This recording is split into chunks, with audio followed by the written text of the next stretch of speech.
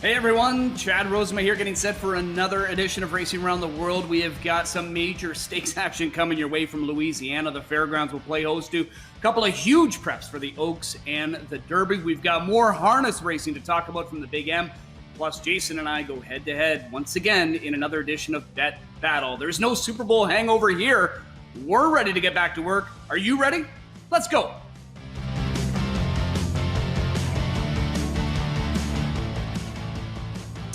Yes, sir. Chad Rosema, Jason Porwando from our bunkers. We can call them that, right? We'll call them our bunkers. Yeah, why not? Ready to go? Yeah. How are you, my man? I'm doing great. You know, I look outside every day. The days are getting longer, which means the days are shorter in terms of what we got left until that first Saturday in May. So, yeah, I can't wait. It's a great build-up. Having a lot of fun doing this show as well. Yeah, as am I, and we appreciate everybody tuning in as well. Racing Around the World presented by HPI Bet. We have got lots to get to, so let's dive right into it, Jason. Let's have a look at the schedule. It's a full slate, as it always is. Look at what we've got here to kick off the weekend. Tons of thoroughbred action. Now, you will notice Oakland Park, and you and I were sort of talking about this. Not maybe used to too much cold weather there in Arkansas, but there's some threats of snow, and they've been forced to cancel, and they were supposed to have some big races coming up this weekend, but they'll reschedule those for next weekend, which should be fantastic as well. But we still have lots of great racing, and the focus this weekend, obviously, Jason, will be the fairgrounds on Saturday. For sure, they get the spotlight, and while we celebrate Family Day, many of us in Canada, President's Day stateside, and I was looking forward to the Southwest, the Razorback as well over the weekend at Oakland. But yeah, frigid temperatures, so that will be put on pause until the 20th of this month. But still, a ton of wagering opportunities. And even on the other side of the world, Chad, we're going to take a look at the Black Caviar as well. So yeah, busy as always on HPI. Yeah, and plenty of harness action. And I know you and I both, we know things are improving here in Canada and Ontario specifically. And we are very hopeful, fingers crossed, that we get to see Woodbine Mohawk Park on that schedule very, very soon. As we get into what to watch for, you talked about it. We've got the Black Caviar, big event there from Australia. You'll get that on Friday night. And then, of course, graded stakes from the fairgrounds. Even on Sunday, we've got Pompano Park. Their pick 5 did not go on Thursday, so they've got themselves a decent carryover, but they're going to guarantee the pick 5 pool at $125,000. And just to even add even more intrigue, Sunday at Pompano Park, it is Team Dave Miller versus Team Tim Tetrick. They're going to race for charity. It's going to be a lot of fun to tune in for that. And then, of course, those cancellations of Oakland, but we'll have that on the 20th. Here's a cool little promo. It's already been going, for a couple of weeks here, giving away some points and some big points for our HPI members. So if you're not signed up, make sure you do that, hpibet.com. All you have to do is bet $20 or more on our featured tracks. This week's featured tracks, Fairgrounds, Flemington from Australia, and Tampa Bay Downs, and you'll be entered for a chance to win 100,000 HPI points. But there'll be a grand prize draw, Jason, of 500,000 points after this wraps up, which is in early March. You can do a lot with those points. Oh, it's phenomenal. Great idea. So kudos to the peeps at HPI because for me, anytime you give the players a chance to get back a little bit of action, you don't always win. We get it. But when you get points involved, it's a good thing. I'm going to give out a bonus pick for the Black Caviar. I'm going to go Bivouac. Ooh. Cummings, Godolphin, Bivouac, by the way. And we should mention, you spoke of the Super Bowl, right? All those SBs and TBs, that wasn't Super Bowl and Tom Brady. The SB obviously was standardbred and the TB being thoroughbred. But yeah, congratulations to Brady. He just finds ways to win Super Bowls, and he's got 7 now. That's more than any other NFL franchise. That's a crazy stat. Yeah, that's as many wins as Jamarcus Russell had in his entire career, which was short-lived. There you go. As we know. Let's move on. We know that usually right now Louisiana, New Orleans would be hopping with Mardi Gras. Well, things are going to look a little bit different this year, as we know, but the racetrack is going to be hopping as we have got 6 stakes races at the fairgrounds on Saturday, headlined by a pair of huge preps. Here's the first one for the Kentucky Oaks. This is the first week that we've got big-time points up for grabs. 85 points for the top 4 finishers. You basically win one of these races, and you're going to be able to secure a spot in the Oaks or the Kentucky Derby. And the Rachel Alexandra, Jason, winners in 2018 and 2019, actually won this race and then went on to win the Oaks. So it's had plenty of success. And Brad Cox, I think he's got another good one, and he's been able to win 2 of the last 3. But we've got others to talk about in here. Who are you going to dial up? Yeah, Brad Cox. I mean, what is a race without a Brad Cox horse? So we're going to get to the Saudi Cup, and obviously we're going to look at Nick's Go. But you take a look at this race, 50 precious points on the line for the winner. And, CLAIRIERE looks pretty good. We'll get to that one in a bit. Super sensational. I got to admit, she got my vote for a top 3 spot in terms of Sovereign Award voting for 2-year-old filly here in Canada. Travel Column just as an obvious player. We'll get to that horse in a bit as well. But I want to focus in on Zoom Up because every race, in my opinion, has somewhat of an X factor, somewhat of a wild card, and this just might be the horse. Impressive in the last 2 starts. Love the way she was able to win here, stalking, closing, galloped out strong. The only question mark, Chad, is the last 2 wins, the only 2 wins, both with the anti-bleeding medication. And we know this year, we're going back old school in terms of the Derby and the Oaks and the preps. No Lasix for these races. So is that what moved her up? If that's the case, then she's in tough. If Lasix just put her back to her game and what she needed, and she can still keep that ball rolling with the momentum, I think Zoom Up for Tom Amos and Jimmy Graham, that just might be one to keep an eye on. But overall, I'm going to go CLAIRIERE. I know on that last spot, that start wasn't bad in the Goldenrod at Churchill Downs. You're going to have the video evidence coming up momentarily, but I think she's got a chance now to turn the table on that eventual winner on that day in Travel Column. And hey, when it comes to winning this race, nobody has done it better than Steve Asmussen. He's got 4 of these, including last year with Finite. And look at the breeding, Chad. Curling on top, and then you got cavorting on the bottom. She's a grade 1 winning mare, so I'm going to go CLAIRIERE as my top pick. But keep an eye on Zoom Up if she can keep that, trending in the right direction. How much have these fillies, the top 2 fillies from the Goldenrod, improved from 2 to 3? I mean, we know they can, make a big jump. I'm sure they're both going to look fantastic in here. But I'm not so sure that she can turn the tables because although it shows that, Travel Column was able to win by a length in that grade 2 event at the end of November, I think you and I can both agree she was probably a couple lengths the best in here because she had an eventful trip. Well, here it is at the start. You can see the gray. She gets squeezed back, so she's off to a slow beginning.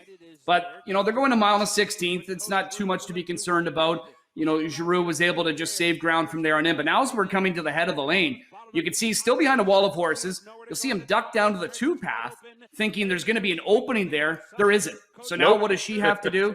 She's got to go to the 5 path. And I think she gives up a couple of lengths there.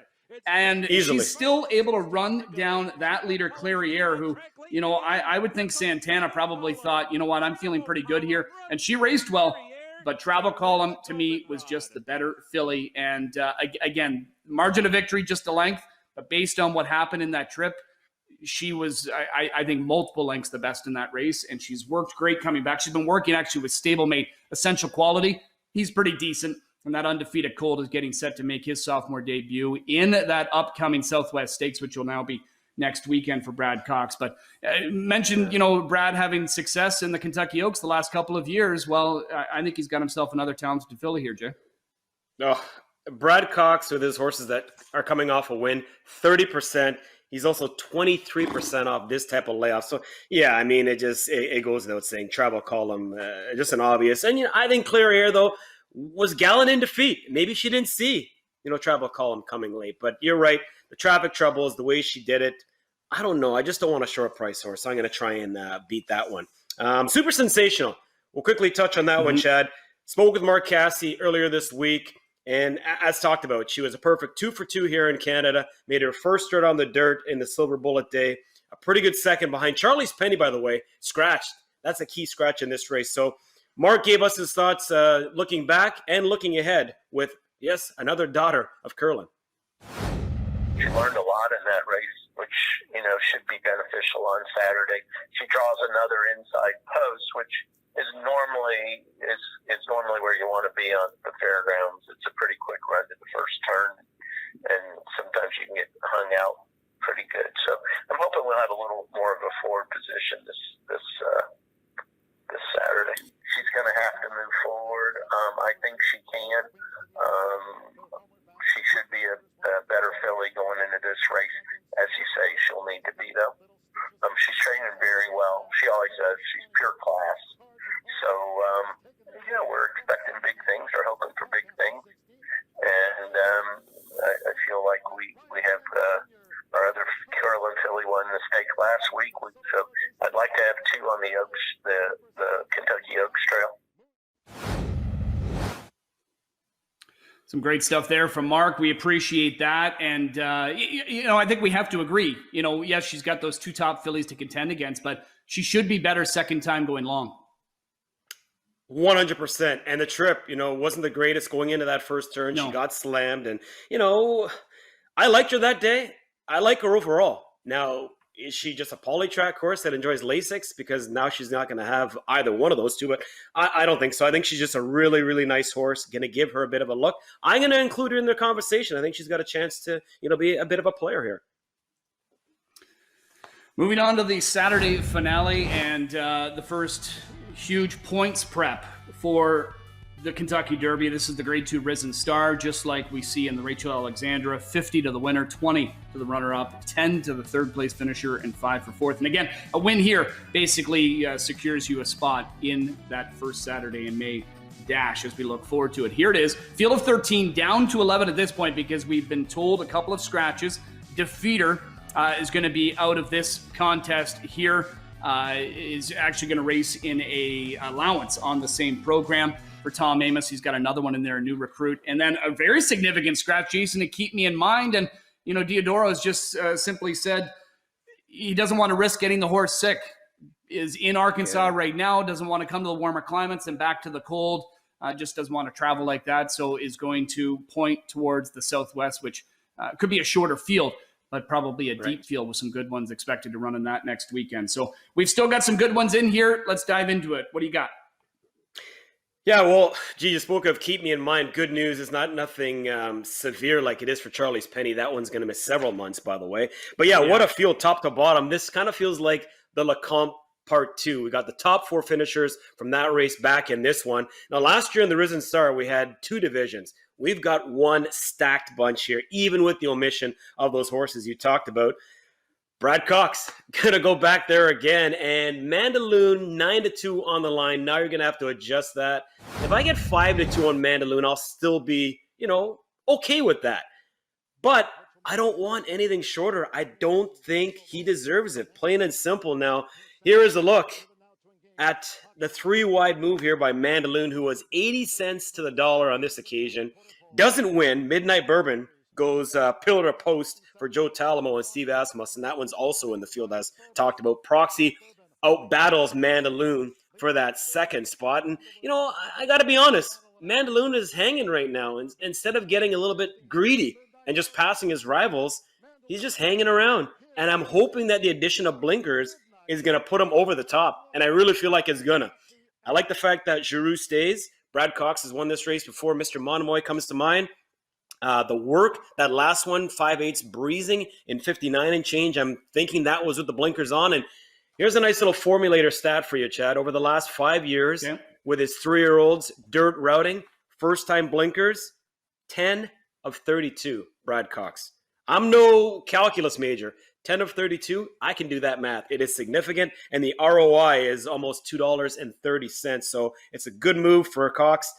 It's a great field. He shouldn't be too short a price. I'm thinking Mandaloun with the blinkers on will be a different horse, and he'll take another step forward, which he needs to do on Saturday.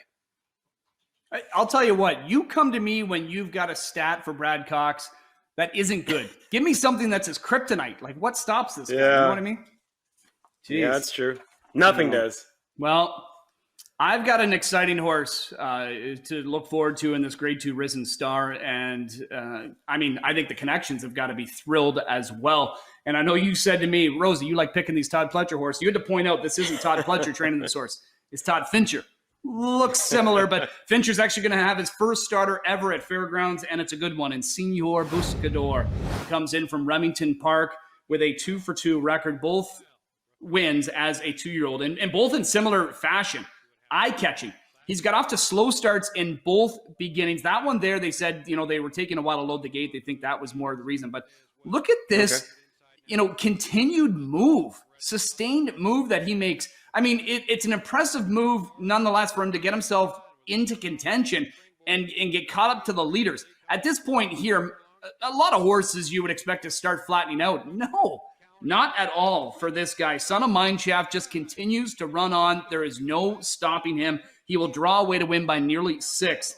And you know what? He earns a 93 buyer. He has just got a ton of talent. Conditioner Fincher has said this horse just does what he wants to do. He knows how to do it. He's excited about it. He knows he can start quicker. And, maybe the center of the gate's going to be good for him. But I'm excited about this guy.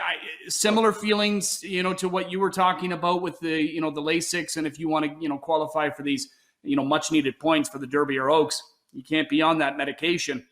He's going to drop it, and he's used it in both those starts. How will that affect him? I don't know. But to me, this just looks like an intelligent horse that knows what his job is, and I think he's going to get speed to chase, and I'm excited to see what he can do if he can mow them down in the lane. I think he's a horse that's going to get plenty of play here. Undefeated, right? I mean, you can't argue perfection. You can't argue with it. And okay, some will say, well, what did he beat at Remington? Valid point. And he did get a juicy setup last time out with a ton of pace to chase, but not his fault. And hey, who's he by? Mineshaft. That just happens to be one of the stakes events this weekend at the Fairgrounds. So you could be onto a nice price horse. These are 2 fabulous races, and should be a lot of fun. Well, let's make the trip and the switching of gears as we head to the Trotters. Standardbred at the Meadowlands in East Rutherford, New Jersey. Their feature trot race on Saturday night comes as the 10th race, which does kick off their $50,000 guaranteed late pick for Field of 8. We know a lot of these names, and some because they're household names, and some because, well, it looks like a Mohawk field, doesn't it? We've got Love by the Masses is a new recruit for Jeff Cullifer and Tom Pollock. They just acquired this guy. After the Piconis did such a great job with him at 2 and 3. Never Mind is a horse that was racing here. Buck Dancer, Pikachu Hanover. And then JL Cruz, the 10-year-old Jason JL Cruz, is still fighting at a high level. Yeah, that last trip from post 10, I mean, he got hung 5 wide into the turn, 3 wide around that bend, finally cleared, just got a little bit tired. He's a classy horse. And, 1.5 to your name, but you and I are both going to try to beat this guy.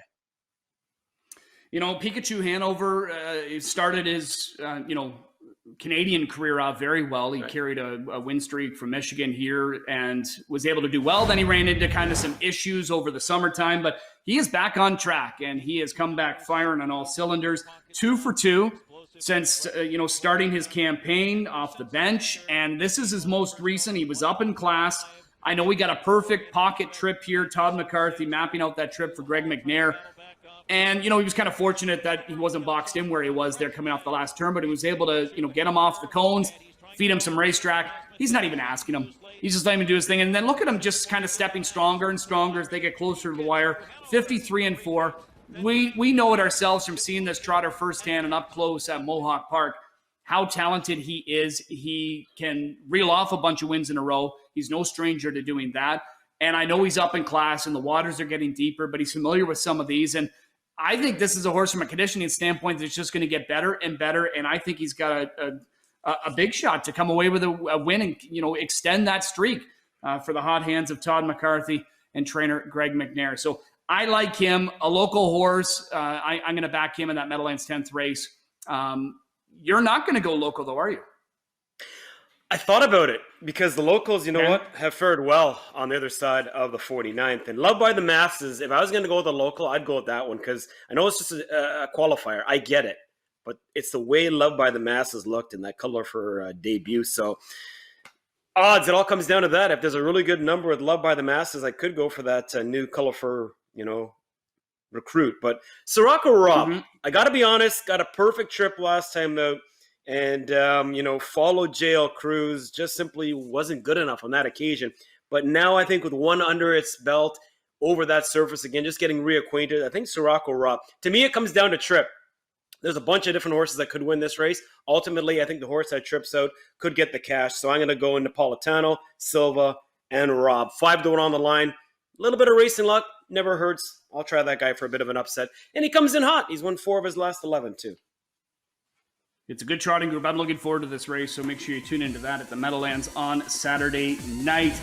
Cue that music. There we go. Oh, it's the yeah. morning playlist. And it is time for the bet and battle. Look at that. I love this. Whoa. Hey, I'm throwing a crew's challenge done a great flag job here. with Wait this. a second. Okay, here. What? I had what do you got? I made 4 picks last week, and I had 3 wins and a second, and this is what I get for love. All right, no problem. Look at your ROI. You know what? I was going to give you some love.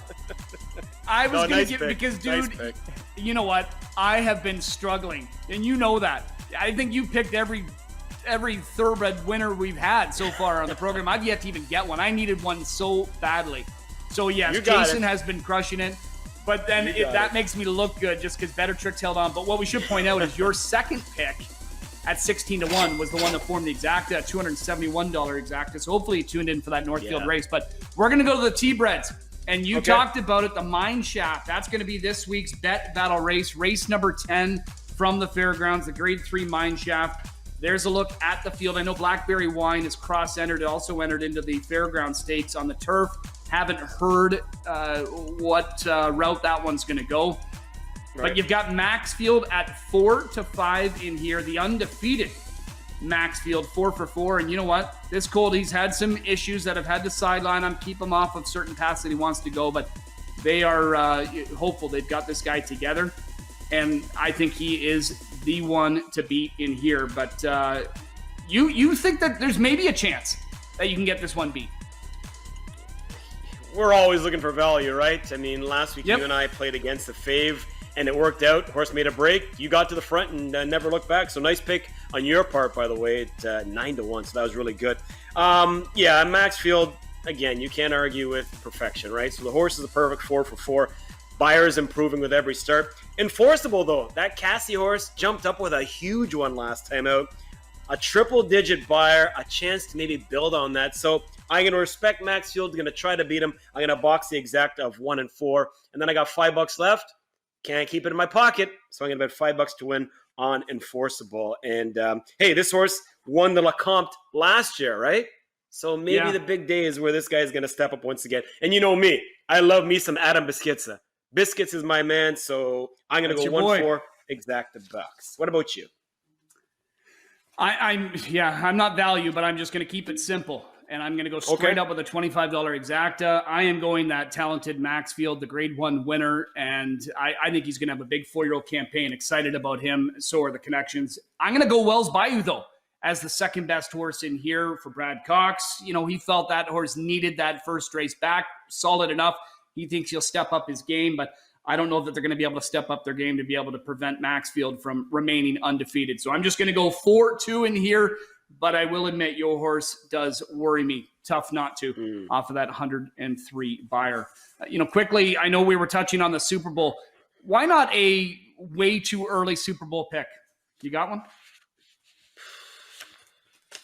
Yeah, it's way too early. I want to see where Deshaun Watson lands and stuff like that before I make my pick. But if you ask me right now, LA Rams for a surprise with the new quarterback, Matt Stafford. And the LA Rams. Yeah. I'm going to go Colts. I know that's going to make Jeff Bratt happy. Okay. I think they're close. And who's their quarterback? I just hope that that's what I'm hoping. I'm hoping they come up with some very talented quarterback. Maybe not Carson Wentz. I hope.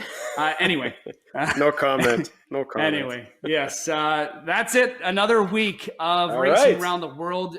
Thanks to everybody. Thank you to Mark Cassie for those comments. And thanks to our viewers for tuning in. Don't forget you can check us out on our social media platforms every weekend. We have got some great racing. Jason, top up your HBI account because you have got races on the go right now to get into. So thank you, my friend. Thank you to our producer, again, Luke Van Belkom, for the great job behind the scenes. We'll see you guys next week.